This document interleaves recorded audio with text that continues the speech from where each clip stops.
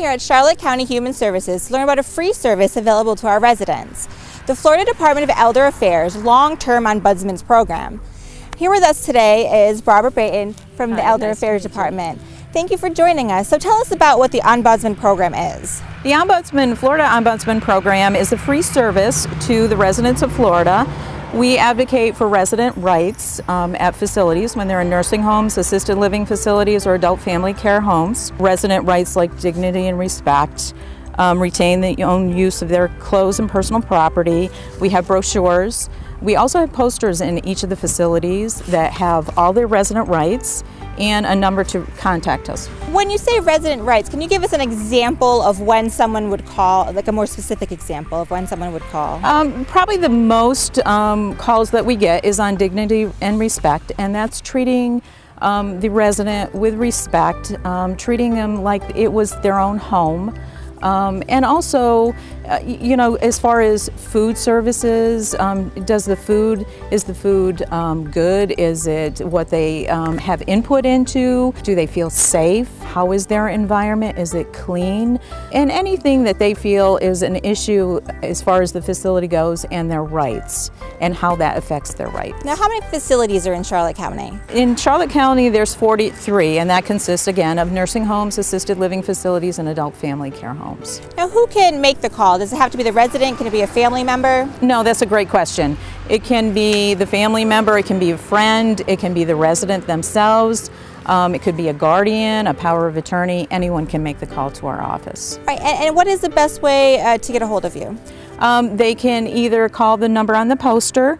They can go to the Florida Ombudsman website. If you just put in Florida Ombudsman, it will come up with a website. And in there is information about our program. There's information about volunteering. There's all kinds of information that they can get from there. They'll get our number where they can give us a call. Does the person that makes the complaint need to give you their name? No, that's another good question. The person who calls in the complaint can remain anonymous. And also when we go see the resident, if the resident wants to be anonymous, they can also be anonymous from the administrator. We will not reveal their name, so there'll be no repercussions to them. Why is a program like this so important? It's important because when residents go to an assisted living facility or nursing home or adult family care home, it should be home-like, it should be a safe environment, they should feel respected, they should have dignity.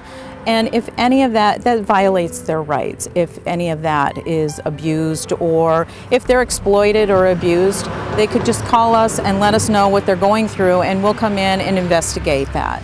And what does an investigation look like?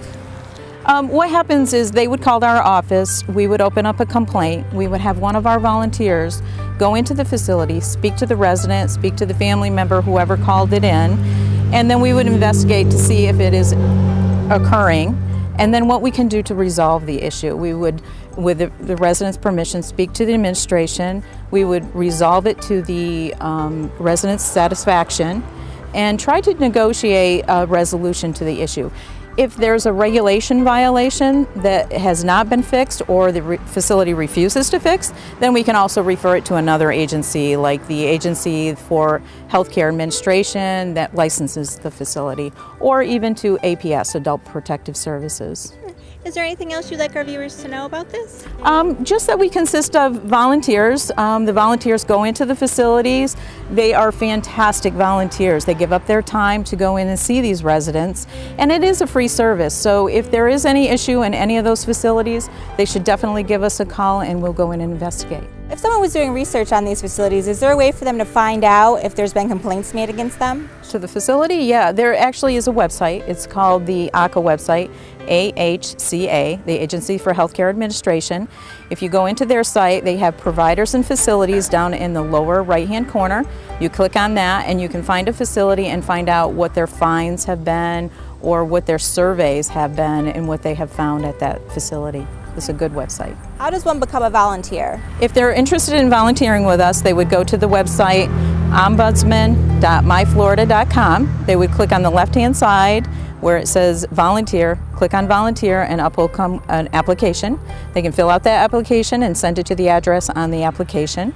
We'll do an interview and then a background screening. And if they're still interested, we'll explain the whole program to them. Then they would come back in for training. We do a 2-day classroom training and field training. So most of the volunteers are very happy with the training. They get a lot of support from our group and our team.